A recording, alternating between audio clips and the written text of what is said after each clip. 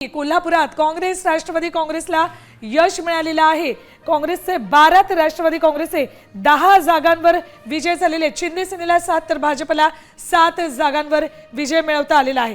जनसुराज्याचे 4 उमेदवार विजयी झालेले आहेत।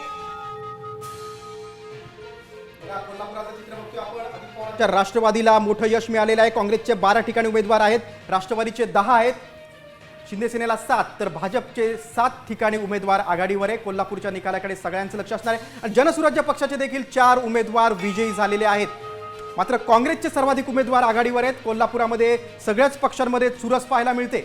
सध्या 12 उमेदवार काँग्रेसच्या आघाडीवर आहेत, त्या खालोखाल अजित पवारांचे राष्ट्रवादीचे 10, शिंदे सेनेचे 7 तर भाजपचे 7 ठिकाणी उमेदवार आघाडीवर आहेत। मात्र जनसुराज्याचे 4 उमेदवार विजयी झालेले आहेत। कोल्हापूरमध्ये एकूण 67 जागा आहेत। काँग्रेस आणि अजित पवारांच्या राष्ट्रवादीनं चांगलं यश कोल्हापुरात मिळालंय। कोल्हापूर महापालिका तर काँग्रेसच्या हातातून निसटलेली आहे यावेळेला। मात्र ग्रामीण भागात आता बघतोय सध्याचा जरी कल हाती आलाय त्यानुसार काँग्रेसचे सर्वाधिक 12 ठिकाणी उमेदवार आघाडीवर आहेत। विनय कोरेंच्या जनसुराज्याचे 4 उमेदवार आघाडीवर आहेत।